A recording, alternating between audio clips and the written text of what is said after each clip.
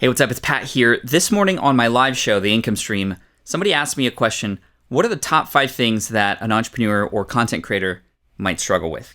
And I wanted to bring out this answer, pull this clip for you, and share it because these 5 things could absolutely change your success path when it comes to your business, your brand, and your entrepreneurial career. Now, as we all know, when we try things, especially if we're just starting out, much of our success happens because of this. No, not a receding hairline, but because of what happens in our mind. It's a mindset game. So these 5 things are all mindset related, things that you may actually be going through right now. So stick around because I can help you get through them. I think the number one mistake for sure is just getting in our own head, not thinking we're good enough because we're playing that comparison game. The comparison game is going to crush you. The comparison game that we need to play is not against other people. We can and should be getting inspired and motivated by others.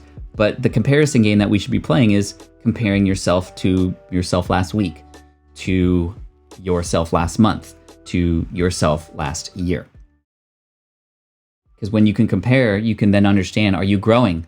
Are you honing in on your skills? Are you getting better? The other thing is working on too many things at the same time. This idea of focus, which we just talked about, is interesting because it pops up time and time again. We entrepreneurs, we have squirrel syndrome. We love these new bright, shiny objects.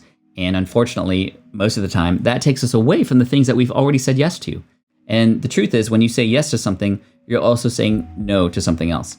Probably something that you once said yes to before. And it becomes this loop of just trying new things and never finishing or following through to a point where nothing gets done at all. And then we see a drop in our energy because we're not getting results. We then see other people because we're playing this comparison game and go, wow, they're doing it. I tried that and it didn't work for me. It might not be right for me. I guess I'll go over here and try something else, or I'm going to give up. And we don't want you to give up, of course.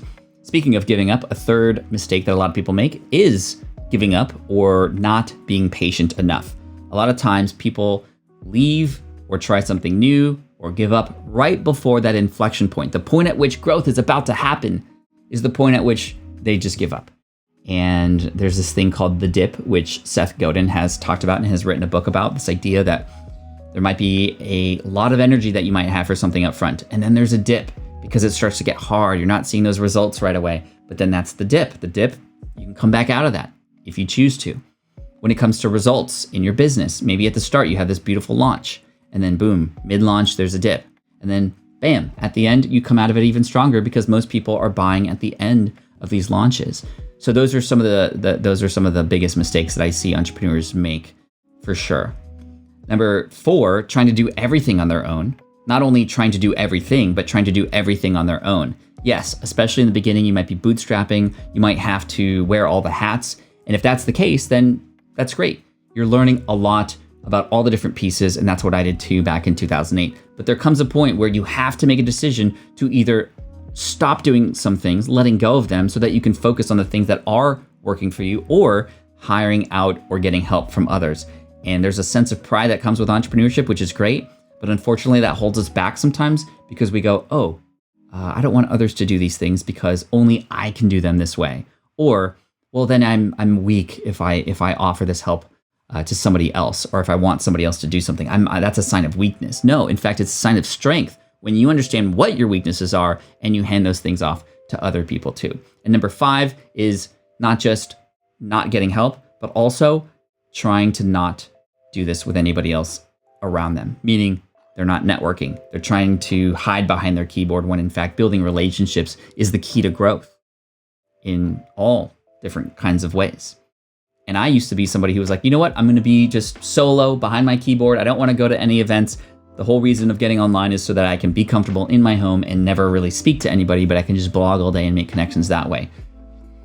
Man, I got to tell you, the more relationships I have made, the more relationships that come up from the work that I do online, the better the results. The more opportunities that come my way, from being connected to people who might have book publishing opportunities, to being a guest on another person's podcast, to finding somebody who has a skill that I absolutely don't know anything about, who I might be able to hire or get inspired by, etc. So those are the 5 things that most entrepreneurs struggle with. And I might clip that for a YouTube video later. All right, I hope you enjoyed that clip from my morning show, The Income Stream, every morning here. It happens. And I'm here, and I've been here for 207 days straight as of this recording right now.